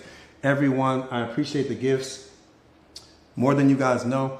My name is Jordan Williams. I am a certified life coach. I specialize in self-awareness and self-mastery, just helping people to understand that you are both the problem and the solution to your own life. And Kia, real quick, that whole situation that happened to you is actually a blessing, because it was time, or it is time for that relationship to end. Hopefully you understand that. Hopefully you understand that we talk about this all the time, you guys. There's four types of people that enter into our lives, right? There's the teacher, right? There's the one that helps us to timeline correct, right? There's the person that abuses us, and then there's the person that ends up being a part of our tribe. Let me say that one more time. There's only four types of people that will ever enter your life. Category number one, the teacher. That person was in your life to teach you something. Category number two, This person is there to help you timeline correct. Timeline correcting basically means that this person is going to have such a significant impact on your life that it's going to alter the course of your life somehow, some way. Category number 3 is the category that Kia is in. And that person is caused some level of emotional abuse, some level of psychological abuse. There was some abuse there. And it is that abuse alone that happens from the category 3 people, because that could come from a parent, it could come from a grandparent, it could come from a significant other, it could come from many different ways. Not only does that also alter the course of your life, but it leads to your spiritual awakening, meaning that it was time for that relationship to end because there's something greater for you on the other side of it. That's important. Category number 3 people, I could make the argument, are the most important people because we grow through what we go through in life. What's important is who you become as a result of that situation. What's important is that you transmute the negative energy from that situation and use that as a catalyst to become the most powerful version of yourself. Don't waste that energy punishing yourself about all of the mistakes that they made and I should have caught this and I should have seen that. We don't have time for that. Transmute that negative energy to become the most powerful version of yourself. And if you don't know how to do that, I'll teach you how to do it. And then category number 4 people are the people that are just going to be a part of your tribe, right? The people that are just going to love you no matter what. They don't need anything from you. They're always making deposits into you. They only want to see you grow. All 4 of those categories are important, but I can make the argument that category number 3, the category number 3 people, and here's another thing here that I need you to understand too, because that's important. I don't want to just leave her. What's important to understand is this.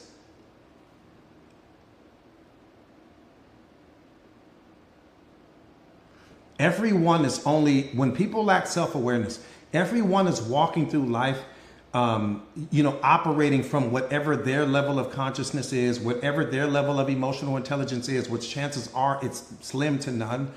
And so, I just don't want you to blame yourself or punish yourself or get down on yourself for anything that's happened.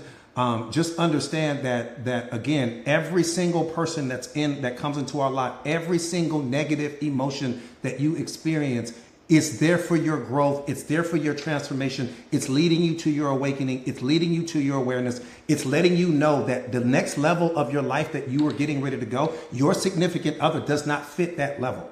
Right? That's why this is being revealed to you. This level that you're getting, your next level doesn't include that person. So that relationship was going to fall apart regardless. It doesn't matter how it fell apart. Don't get caught up on the how.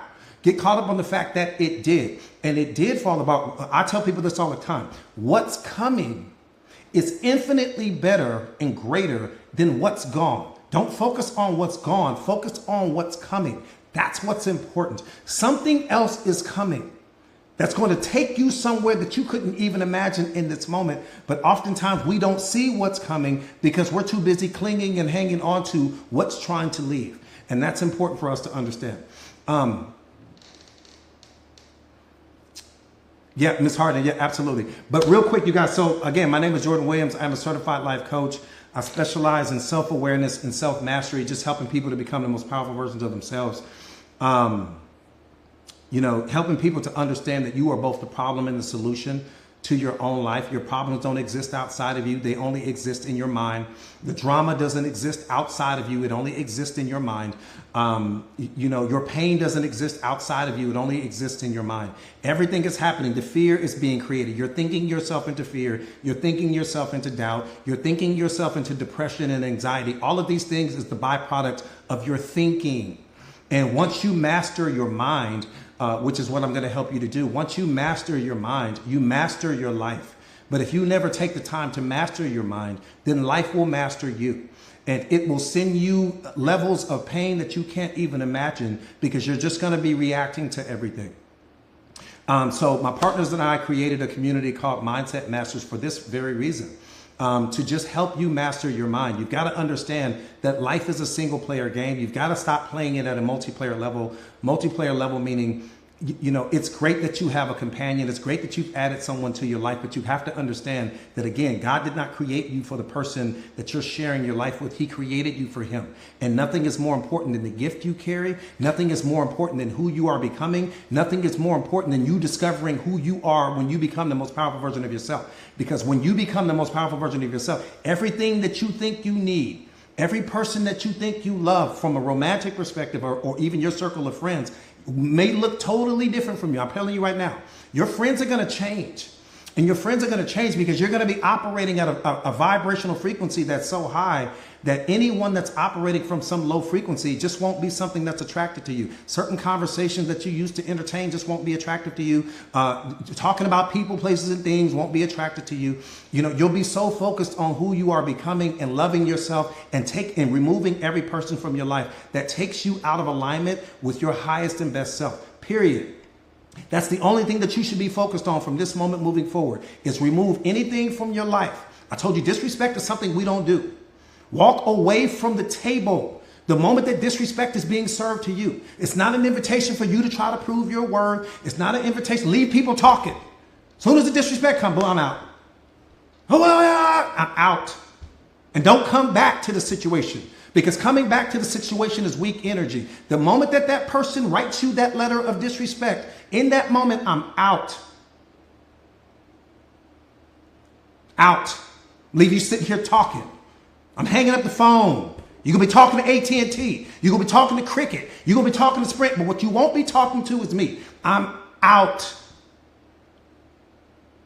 Stop tolerating the disrespect. I keep telling you guys, you're running the program in your mind. You don't ever, ever, ever tolerate disrespect. Not because you're Billy Badass. Not because you think you're better than everyone else. Because the moment that you accept the disrespect, your brain is watching. It's like, oh, that's what we're doing now? Okay. And every time you see that person, you just going to transform into a shell of yourself. When you get around certain people. Now, we don't have time for that. We don't have time for that. So again, we created the Community Mindset Masters just to help you to become just that, right? To lead you to self-awareness, to master your mindset, to lead you to self-mastery, and to lead you to the highest level of emotional intelligence. If you are one of God's chosen ones, if you feel like there's some calling on your life, or if you're just ready to transform your life and become the most powerful version of yourself, the Mindset Masters community is for you. It's one of the fastest growing communities on social media. All of my live streams are archived there. I have a podcast there that's archived there. I write and post things several times throughout the day about relationship mastery, self-mastery, emotional intelligence, self-awareness, you name it. Let me say it this way. Everything you need to transform yourself into the most powerful version of you is in the community, coupled with the fact that you're going to gain access to 2 life coaches and an executive coach as well. Everything you need is already inside of the community. The $1 billion question is, how badly do you want to become the greatest version of yourself? Are you truly ready to take your life to the next level? Are you truly ready to put that work in to become everything that God created you to be? Because one more time, life is a single player game. You will never win the game called life by focusing on things that are outside of your control, number one, and by focusing on people and all of these other things that add no value to your life, number two. So type to me in the comments right now if you guys are truly ready to join the community and become the most powerful version of yourself. And you're also going to receive a copy of this book, right? This is my book, The Secret of Awareness. How Powerful Are You Ready to Be? If you guys want to get the book, it's available on Amazon right now if you want a physical copy, or if you want a, well, actually you don't need the digital copy, because the digital copy is something that you guys will get for free today if you guys want to get signed up today. Make the investment in yourself. That's it. Make the investment in yourself. The entire community is $1 a day. That's it. Less than the price of a cup of coffee, $29 a month. Gets you access, no contracts, no obligations. You sign up. If you go for a month and you get your spiritual awakening in a month, wonderful. If it takes you 3 months, 4 months, wonderful. It's up to you. There's no destination there, right? Once you start your spiritual awakening, it's just going to happen for you. And the beautiful thing about it is that you won't see when it happens. You won't see when it happens. You won't see when it happens.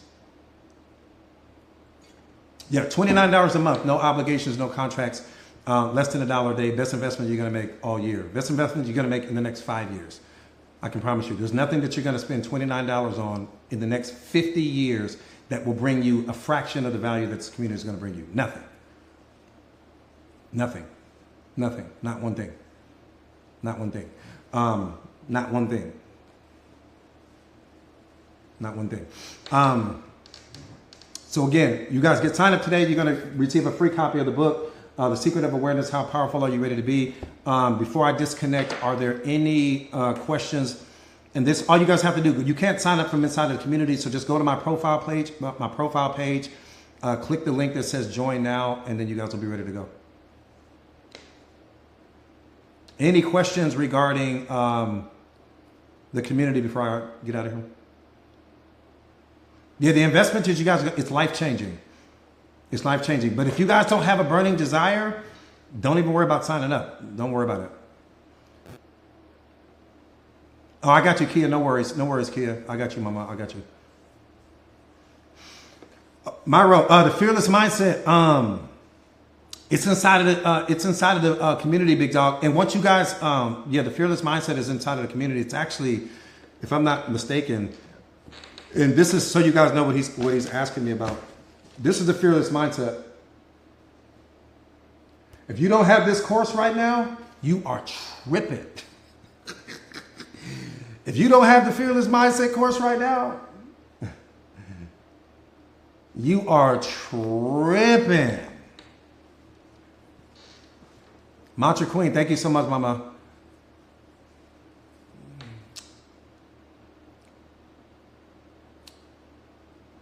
The fearless mindset course, gosh, I don't even,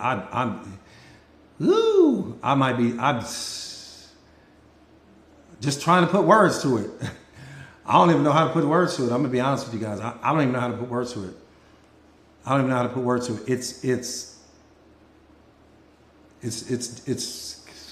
It's special. Fearless mindset is special, especially when you couple the book. Right? Maybe you guys can put, I got a lot of my students in here. Maybe they can put words to it. Fearless mindset is different. Once you won't know until you read it.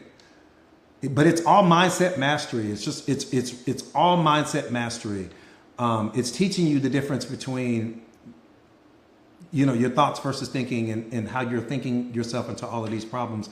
But more importantly, it's giving you the tools and the solutions for how to mitigate that, right? And how to stop doing that. You don't realize that we walk around 85% of our day in a constant state of thinking.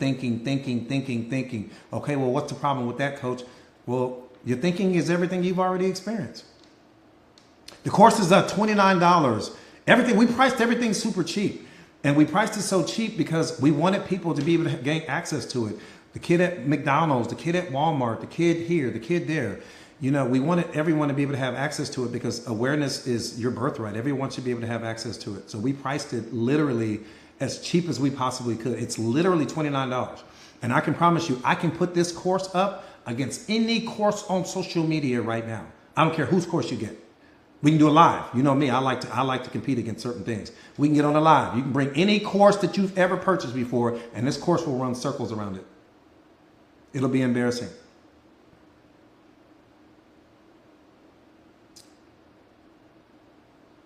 Yeah, the course is, But like I said again, when you read the course, when you get the course and then you get the book as well, it's game over, right? It's game over. I got people from all over the world trying to get this bad boy. They're like, Coach, let us in the live.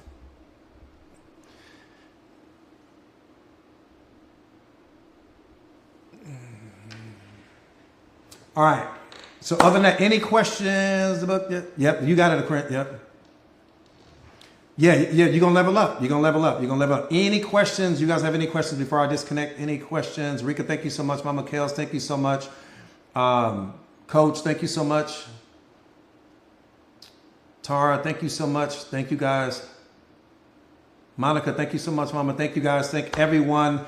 Any questions before Stacy, thank you so much. Any questions, you guys, before I get out of here? I think somebody had asked something real quick. No, you're welcome. You're welcome, you guys. You're welcome. You're welcome. The book is available on Amazon. So if you want to get the book, it's available on Amazon. The Secret of Awareness, How Powerful Are You Ready to Be? Again, if you want a physical copy, you can get it on Amazon. Or if you guys are joining the community today, you will receive the ebook, and then you guys will be ready to go.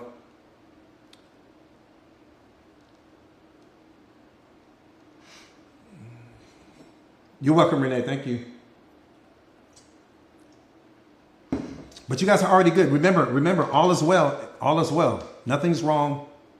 What's wrong is always what's happening in our mind. It's not what's happening in reality. And the suffering comes because what's happening